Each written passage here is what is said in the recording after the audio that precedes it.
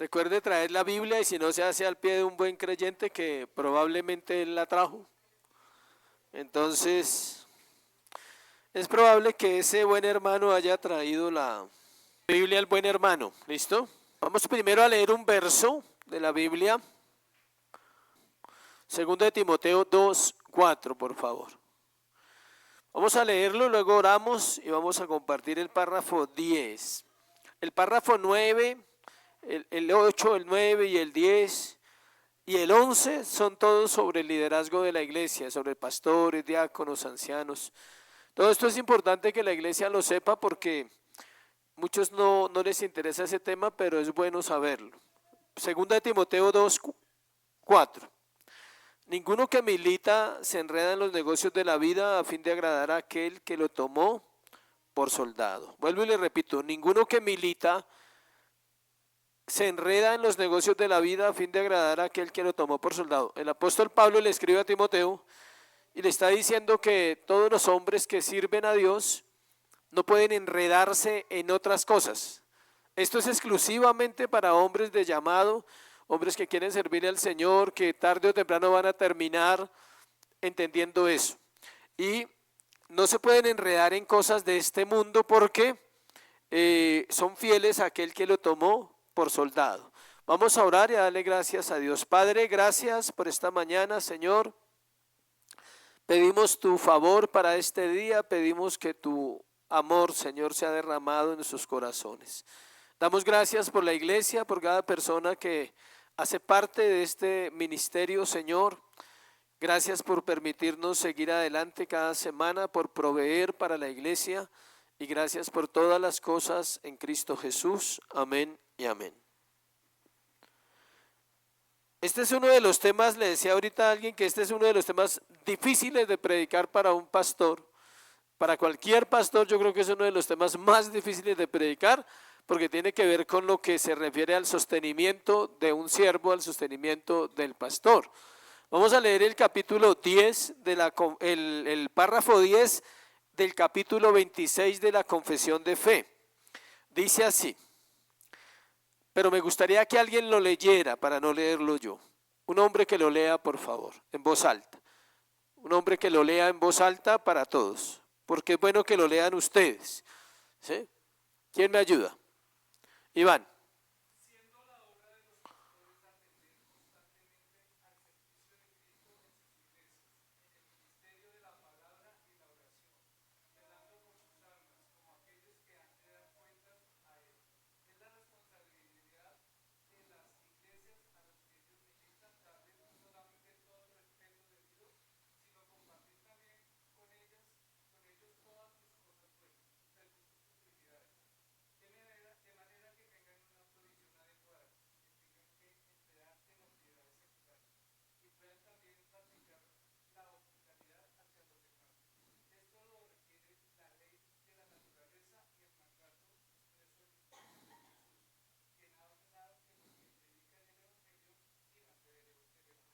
Digamos que ese mandato es un mandato que Dios da, que los que predican vivan del Evangelio.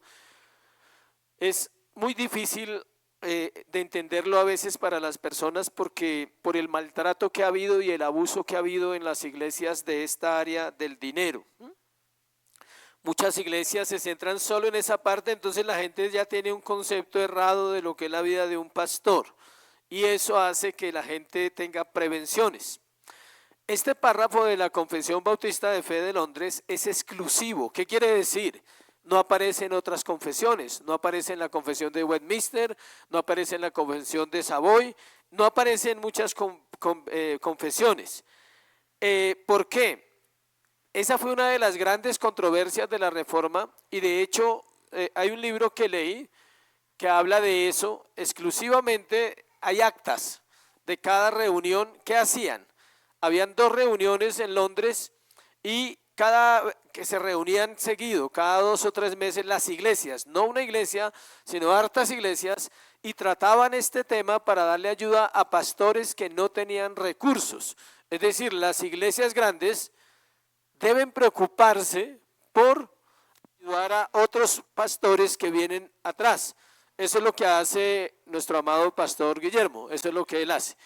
Él está preocupado por los pastores de iglesias como estas, entonces por eso tiene la reunión de pastores, por eso él siembra allí para nosotros lo que comemos, lo que desayunamos, nunca damos nada, porque es una iglesia estructurada. De eso se trata el ministerio cristiano, de que la iglesia crezca en recursos para la iglesia, o para el día de mañana nosotros poder ayudar a otras iglesias que estén pasando por las mismas situaciones que nosotros hemos enfrentado estos 9 años. Ese es el ideal. No es para enriquecerse, no es para comprar edificios, carros, casas, becas, fincas, ganado, no es para eso. Es para la misma obra del reino. Hay una frase ahí que llama la atención, me llamó la atención en el párrafo cuando dice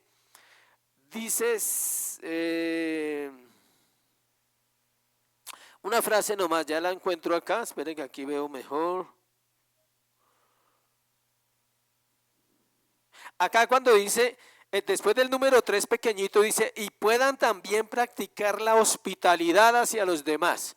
Es decir, todo pastor debe o debería tener recursos para bendecir personas, tengan en cuenta eso.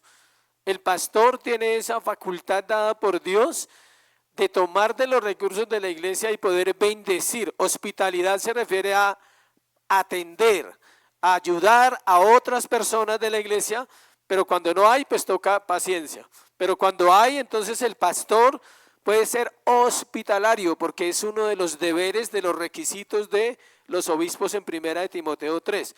Que sea, ¿qué? Hospedador. No se refiere a que va a llevar a todo el mundo a la casa que se queda a dormir, no. Se refiere a que pueda darle a personas necesitadas sin que a él le quede faltando, ¿para qué? Para su casa. Pero pues ese es un proceso que todas las iglesias vivimos o todos los pastores tenemos que vivir. Hay un paralelo, vamos a hacer un paralelo entre ese párrafo y las escrituras para que usted se dé cuenta que realmente es bíblico lo que ellos están diciendo. Acompáñenme, voy a leer varios textos a Hechos 6:4 que hacen referencia a este tema. Hechos 6:4. Voy a leerlos, Hechos 6:4. Dice, y nosotros persistiremos en la oración y en el ministerio ¿de qué? De la palabra. La obra de los pastores es asistir constantemente al servicio de Cristo en sus iglesias, en el ministerio de la palabra y la oración. Nuestra tarea es orar, orar, orar, estudiar, predicar, enseñar, aconsejar. Esa es nuestra tarea y un pastor debe estar preparado para hacerlo es decir, con las personas de la iglesia, sean miembros o sean asistentes. Hebreos 13:17. Vamos a hacer el paralelo de todas las citas que aparecen ahí, porque creo que lo más importante de este tema no es que yo se lo diga a usted, sino que la Biblia se lo diga a usted. Hebreos 13:17. Obedeced a vuestros pastores y sujetaos a ellos, porque ellos velan por vuestras almas como quienes han de dar cuenta para que lo hagan con alegría y no quejándose, porque esto no es provechoso. Con velar por sus almas como quienes han de dar cuenta. ¿Qué quiere decir eso? Nosotros damos cuentas de sus vidas, de los miembros y también de los asistentes, especialmente de los miembros. Entonces uno no quiere llegar a orar por ustedes con tristeza, ¿sí? Como diciendo, uy, Señor, esta ovejita como que no tengo dudas si es ovejita o es cabrita, ¿sí? Dame esa certeza que es ovejita para orar por él como oveja y no como cabrita. Entonces, es triste si usted tiene que llegar a la oración por alguno de los miembros y decirle, Señor, esta persona, estoy dudando de su profesión de fe. Usted lo puede hacer porque es su tarea. Usted tiene que indagar cuando el corazón de un miembro no está andando. Créame que el primero que se va a dar cuenta es el pastor. Y él tiene el deber y la obligación de ir a orar al Señor, pero debería ir a orar todos los días ¿con qué? Con gozo, no con tristeza. Pero algunas veces es necesario porque vemos personas que tal vez están perdiendo la fe, están perdiendo su compromiso con el Señor. Gálatas 6:6, vamos a Gálatas 6:6. Gálatas 6:6. Dice Gálatas 6:6, dice, el que es enseñado en la palabra haga partícipe de toda cosa buena al que lo instruye. Dice acá, incumbe a las iglesias a quienes ministran no solo darles el debido respeto, sino también comunicarle de todos sus bienes según sus posibilidades para que tengan provisión cómoda. Es decir, el ministerio, todos los pastores deben procurar la mayoría no ser bivocacionales. ¿Qué es bivocacional? Que trabajan y sirven en la iglesia. Entonces los pastores deben estar ocupados de la gente, de las personas. Estamos en párrafo 10 de capítulo 26. Entonces, es uno de los temas difíciles, le decía a la iglesia, de predicar para un pastor y de compartir, porque habla precisamente del sostenimiento de la iglesia hacia los siervos. Entonces, ¿se puede trabajar? Claro, pero la idea es que sea un tiempo. Cuando una persona es llamada al pastorado o al ministerio, viene de trabajar normal, una vida como cualquier otro. De hecho, recomiendan que el pastor o el siervo que va a iniciar esa tarea de comprometerse con el Señor haya tenido una vida laboral, es decir, una profesión. Puede ser profesional o puede ser empírico, pero que haya desarrollado un trabajo. ¿Por qué? Porque eso ya tiene hábitos, ya ha creado hábitos en su vida. Hace 8 días hablamos que recomiendan también que sea ¿qué? Casado, porque tiene una lima al lado que le va a ayudar a pulir el carácter y no va a ser un neófito y una persona que no soporta nada. Sí, a muchos hombres los han devuelto del ministerio por no ser casados. Y el consejo más sabio que le dicen, joven, por favor vaya y cásese y venga en 5 años y hablamos porque necesita mucha ayuda. Y la iglesia no le puede ayudar a un hombre en eso, ¿sí sabían? La iglesia no forma al pastor, aunque influye en la vida de él, la que más lo forma a uno es la esposa. Entonces, gloria a Dios por las esposas. Ahora alguien dirá, ¿por qué? Pues porque así está establecido, porque Dios pone el matrimonio como una analogía de Cristo y la iglesia. Entonces, ¿quién lo conoce a uno? La esposa. ¿Quién sabe si usted ora realmente en su casa? Pues ella. La gente cree que todo el mundo ora, pero cuando uno quiere averiguar eso es fácil. Una cita con la esposa y ahí se sabe todo. Y ellas son muy honestamente, ¿cómo dicen? Encantadoramente sinceras. Entonces ellas van a decir la verdad. En la ordenación de un pastor, cuando lo van a ordenar a uno aquí, que vienen otros pastores de otras iglesias a ordenarlo a uno, ese proceso es muy bonito porque ellos hablan con quién primero, con la esposa. El pastor que se va a hacer cargo de esa ordenación, que es de otra iglesia que lleva mucho más años, él debe hablar con la esposa, personal, sin que uno esté. Y él debe indagar qué vida lleva ese hombre en su casa. ¿Se ayuda con algo en la casa, aparte de orar y leer la Biblia? Porque no puede pasársela orando y leyendo la Biblia todos los días. Debe ser un hombre común y corriente, colaborador con su casa, en muchas razones, en muchas facetas, que a veces a nosotros los hombres se nos hace raro. Entonces, cuando el hombre ha tenido un proceso así y aprende a gobernar su casa, hay muchas posibilidades que él aprenda a gobernar una iglesia. Recuerden que los 2 dones más importantes en la vida de un pastor son el gobierno y el liderazgo. Debe tener capacidad de gobierno, es decir, tomar decisiones sabias, rápidas, adecuadas en cuanto a la iglesia. Liderazgo debe inspirar a otros, debe ser un hombre que inspira por su vida espiritual y que va creciendo lentamente. La iglesia tiene que observar que no es el mismo de hace años, que ha crecido en su conocimiento teológico, que ha crecido en su relación con su esposa, que ha crecido en su vida personal y que puede llevar a otros a ese crecimiento. Segunda de Timoteo 2:4. Estamos haciendo un paralelo de citas bíblicas donde hablan de esta parte del pastorado. Segunda de Timoteo 2:4.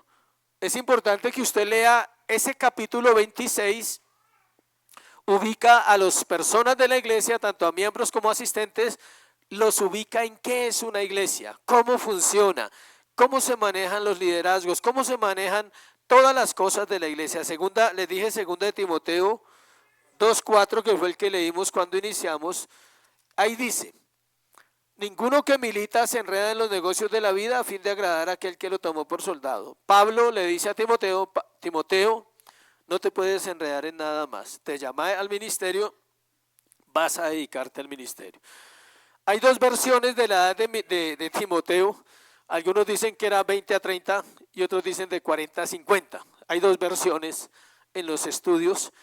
Porque el pastor que tuvimos la semana pasada en la médula teológica, él decía que Timoteo tenía entre 40 y 45 años, porque era la edad propicia de un joven en Israel. O sea que nosotros estamos como en otra etapa porque los jóvenes son menos. ¿Cuál es la edad, según la Organización Mundial de la Salud, en que una persona termina su juventud? ¿Ya saben o no? 28. Hasta los 28 años, mundialmente, en esta época, es catalogado como joven.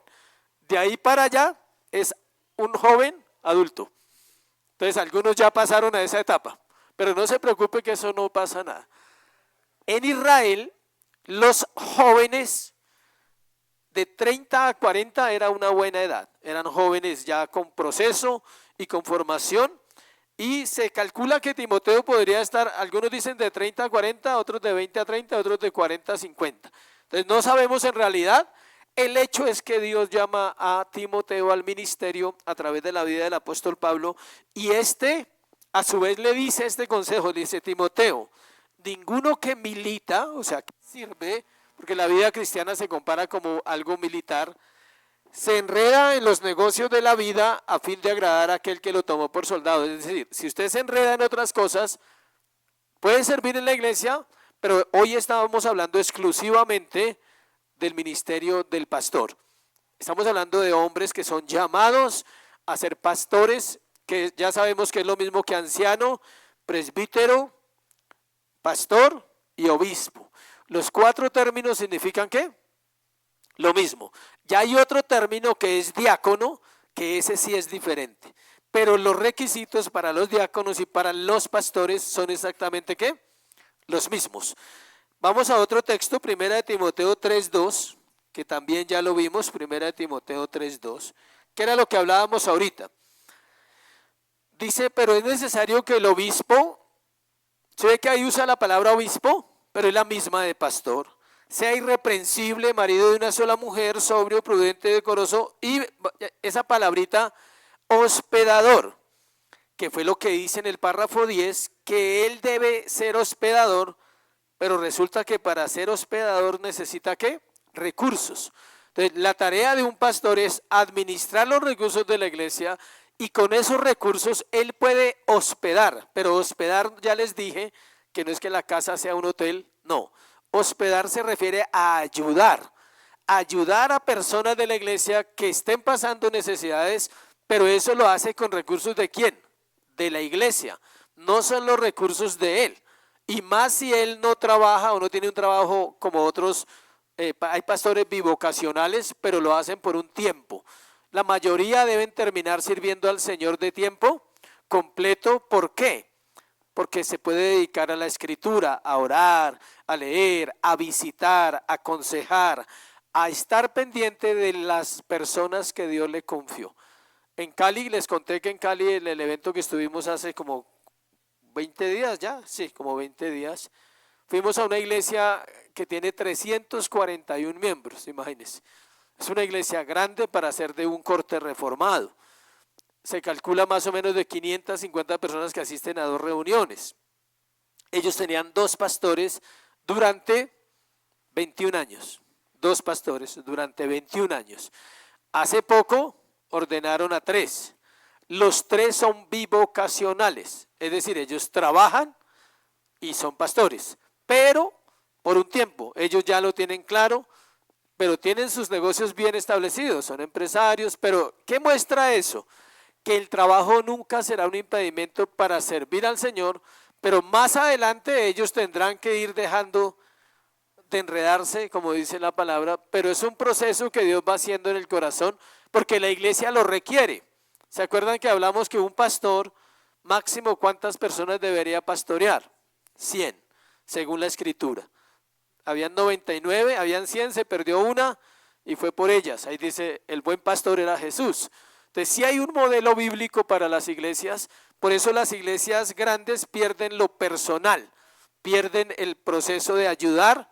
Entonces usted entra, se sienta y se va, ya. Y después le llaman y preguntan si fue, y usted dice, sí, yo fui, pero no se sabe nada más. Entonces ellos van bien, note que estoy hablando de 500 y pico y completan 5 pastores. El proceso no se da como uno quiere, se dio en ese proceso de 20 años o 21, pero ahora ellos tal vez necesitaban ayuda. 2 atendiendo 550 pues es harto. Entonces, ¿qué hacen? Se reparten labores, tareas, visitas, descansan los predicadores también porque todas las semanas uno hace todo mientras está solo y mientras van creciendo los varones de la iglesia. Primera de Corintios 9:7. Primera de Corintios 9:7. Dice, ¿quién fue jamás soldado a sus propias expensas? Pregunta Pablo. ¿Quién planta viña y no come de su fruto? ¿O quién apacienta el rebaño y no toma de la leche del rebaño? Note que está haciendo preguntas de cosas diferentes. Primero habla de un soldado que jamás fue soldado a sus propias expensas. ¿Qué quiere decir? Un soldado no paga nada de sí mismo en su servicio militar. ¿Cómo así? No, él no paga nada. A él le dan botas, camuflado, intendencia, armas, desayuno, almuerzo, comida, un alojamiento. Todo le dan a un soldado. Si alguien pagó servicio sabe que es así. Y eso dice, ¿quién fue jamás soldado a sus propias expensas? Es decir, ¿quién se pagó a sí mismo todo lo que gastó mientras fue soldado? Nadie. El Estado le provee todo a ellos. Y eso es en todos los países, es así. Luego dice, ¿quién planta viña y no come de su fruto? O sea, un agricultor que tiene una finca y tiene frutas, tiene, no sé, muchas cosas, él come de ahí también. No solo va y vende todo en el mercado. En el Tolima, por ejemplo, se produce plátano, yuca, todo eso, y ellos dejan ahí, primero para ellos y luego van y venden el resto si es que es una finca grande. Pero dice, ¿quién planta viña y no come de su fruto? Y luego termina diciendo, ¿quién apacienta el rebaño y no toma de la leche del rebaño? Entonces, los siervos de Dios obligatoriamente tienen que vivir del ministerio, que fue lo que dice el párrafo 10, al final, en la frase final, que es algo establecido ¿por quién? Por Cristo. No es ni siquiera por un concilio, sino por la propia palabra. Primera de Corintios 9:14 creo. Y creo que ese es el versículo. Así también ordenó el Señor, ¿sí ve? A los que anuncian el evangelio que vivan del evangelio. Y vuelvo a lo que empezamos. ¿Dónde está la lucha y la batalla? En el abuso y en el maltrato que se ha dado y en la fama que se ha tenido de muchos hombres que se han enriquecido a causa del ministerio, y entonces la gente llega a las iglesias y está ¿qué? Prevenida. Dice, uy no, pero ¿qué van a hacer con la plata? ¿Dónde van a invertir? Muchas riquezas son un problema para el hombre, siempre será así. ¿Se acuerda cuando hablamos de los reyes de Israel? Habían 3 cosas que Dios le prohibió a los reyes, y las 3 las incumplían siempre. Una, no tener mujeres. Todos tenían muchas mujeres. Aclaro que no es que sean un problema, simplemente era un mandamiento y Dios demandaba que fueran fieles a una mujer. Ninguno lo cumplió. 2, no atesorar oro, o sea, riquezas, porque el Señor sabía que eso dañaba el corazón de los reyes. Y 3, no amontonar caballos. ¿Sí saben por qué los caballos? Porque los caballos eran usados para la guerra. Entonces los reyes que acumulaban caballos se supone que tenían un ejército más fuerte que otras naciones y ellos podrían cometer abusos al someter a otras naciones, al llegar y oprimir a otras naciones. Entonces el Señor lo que hace es guardarles el corazón a los reyes, decir, o sea, sí las podían tener, no acumular. Una mujer era suficiente, caballos suficientes para defenderse en la guerra y dinero suficiente para mantener su pueblo. Pero cuando ya acumulaban, como Salomón, que acumuló demasiado, tuvo problemas en su corazón. Salomón tuvo problemas muy fuertes en su corazón en las tres áreas, sobre todo con las mujeres, ¿sí? No que los caballos no sean un problema, espero que me entienda, sino que sobre todo en esa área fue el área delicada de Salomón. Entonces, los editores de esta confesión hicieron eso, reunieron esos textos que acabamos de compartir y los plasmaron en ese párrafo que acabamos también de hablar. Y mire lo que dice aquí: después de la entrada en vigor de la ley de uniformidad en agosto de 1662, los ministros expulsados ya no recibieron apoyo del sistema de diezmos de la Iglesia de Inglaterra. Cuando una iglesia enseña esta confesión, tiene que decirles a ustedes cómo se hizo, por qué se hizo y por qué la usamos a nivel mundial las iglesias bautistas reformadas. Habían dos grupos de iglesias en Inglaterra en esa época, antes de 1689, y unos estaban con el Estado y otros no estaban con el Estado. Les llamaban independientes y otros estaban con el Estado que no eran independientes. El Estado les proveía todo. Entonces los que dice que según esa ley en agosto del 62, los ministros expulsados no recibieron apoyo del sistema de diezmos de la Iglesia de Inglaterra. El país recogía, no la iglesia. El Estado recogía los diezmos de todas las iglesias y le pagaba ¿a quién? A los pastores. Como fueron expulsados varios pastores, ¿por qué la iglesia de Inglaterra una parte se separó de la sana doctrina y fueron los anglicanos, que ellos vienen por el rey Jorge y ellos se separan de los católicos y se separan de los protestantes y crean su propia iglesia, la cual existe hasta hoy? En muchos casos esto significó pobreza inmediata y como las congregaciones ilegales se reunían bajo numerosos inconformistas, era necesario examinar las escrituras para implementar un nuevo sistema de provisión pastoral.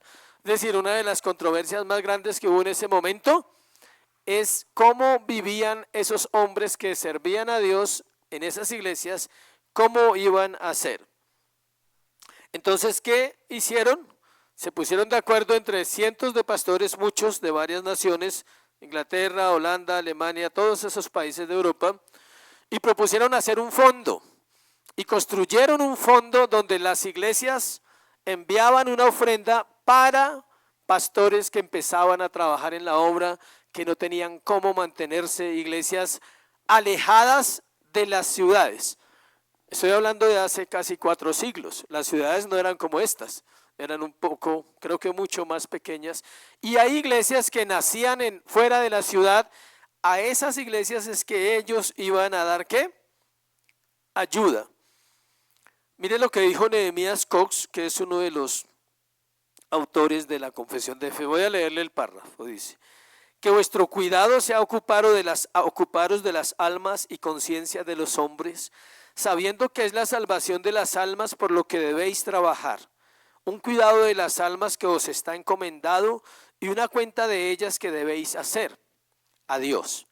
No os incumbe satisfacer la comezón de los oídos o las caprichosas fantasías de los hombres, sino hablar a sus corazones y mediante la manifestación de la verdad, recomendaros a la conciencia de todo hombre a la vista de Dios. Dice: expón tus esfuerzos en una sólida explicación de los principios bíblicos y una adaptación juiciosa de ellos a la práctica, que la piedad sincera y el poder de la divinidad puedan ser promovidos por vuestro ministerio. Presionad sobre ellos los deberes particulares de los hombres en cada relación y capacidad. Advertirles de las artimañas de Satanás. Reprende sus errores y desórdenes a los que se extravían. Consuela a los afligidos y quebrantados de corazón. Y en estas cosas que no te falte el celo, la diligencia, la audacia, la industria o el trabajo. Debido a que esta tarea es tan importante, aquellos a quienes ministran tienen obligaciones, les incumbe llevar a cabo dos tareas vitales. Primero, deben dar respeto a los siervos, o sea, la iglesia. Segundo, deben proveer para sus necesidades físicas, compartir también con ellos todas sus cosas buenas según sus posibilidades. Entonces, él está explicando lo que ya hemos hablado, que es el deber de la iglesia darle honor a los siervos, es decir, pastores, diáconos, a las personas que sirven en la iglesia. No es un servilismo, aclaro, nosotros no estamos de acuerdo con el servilismo. Simplemente Dios va poniendo una relación con cada persona donde aprenden a ver a la persona que les enseña y les predica semanalmente y que está pendiente de sus vidas con amor. Y de aquí para allá pues debe ser igual. Pero también entra la otra parte, que es la parte que las iglesias a veces luchan con eso, y es que los pastores, el pastor debe vivir del ministerio.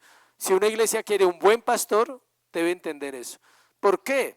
Es difícil estudiar, orar, prepararse en un seminario, asistir años a estudiar una teología, teniendo un trabajo secular.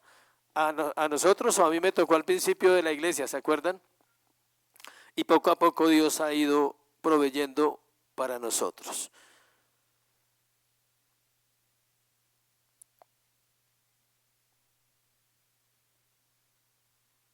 Dice que la vida del pastor debe estar libre de enredos en asuntos seculares porque está dedicado absolutamente al ministerio.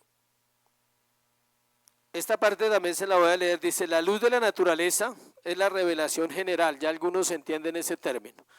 Tenemos dos términos, la revelación general y la revelación especial. La revelación general, ¿cuál es? La que Dios revela a través de su naturaleza y de la tierra, de lo creado. Y la revelación especial es la que Él revela a través de las Escrituras. Entonces dice, la luz de la naturaleza y la orden expresa de nuestro Señor Jesús es la revelación general, verdadero, pero es limitado. Es decir, un ser humano puede conocer a Dios a través de la naturaleza. ¿Qué conoce? La bondad, la sabiduría, su poder, su amor, porque la sostiene, la mantiene, juicios, porque hay catástrofes que son permitidas por Dios en la naturaleza, pero no puede conocer la salvación. Enseña, entonces la revelación general enseña muchas cosas útiles en este mundo, pero no puede y no presentará el mensaje de salvación a nadie. Por eso mucha gente buena, entre comillas, se va a perder. ¿Por qué? Porque no conoció a quién, a Cristo. Porque la Biblia dice que Cristo salva. No obstante, los cristianos deben usar esa revelación y en este caso enseña que el trabajador es digno de su recompensa. Es decir, es un principio espiritual, pero también es un principio secular. ¿O alguno aquí trabaja gratis? ¿No? O sea, yo no me imagino uno ir 15 días a una empresa, a un negocio y al final decir, dejemos así, gracias. Nadie lo hace. Note que es un principio de la naturaleza. La naturaleza lo vive y lo cumple. Todo lo que el hombre siembra, ¿eso qué? Recoge. Si usted siembra su tiempo, su vida, sus horarios, su salud, su cerebro, algunos, su inteligencia en los trabajos que son más de mente, otros son físicos, usted va a recibir una recompensa. Entonces, ¿por qué en la vida espiritual la gente no lo entiende que es igual? En esto hay que invertir ¿qué? La vida. Mire lo que dice 1 Timoteo 5:18 y Lucas 17. 1 Timoteo 5:18.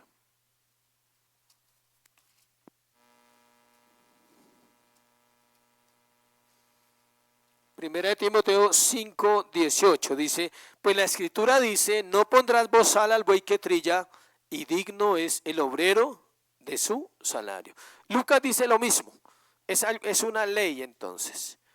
Entonces dice que no solo Dios lo ha mandado a la ley de la naturaleza, sino que lo dejó escrito en dos partes, lo dejó escrito en Lucas, lo dejó escrito en Timoteo, pero eso es traído ¿de dónde? Del Antiguo Testamento. Es decir, que es palabra que Dios dio a sus siervos para escribirla acá, para que la iglesia entienda esa labor y esa función. Vamos a dejar hasta ahí. Preguntas sobre el tema.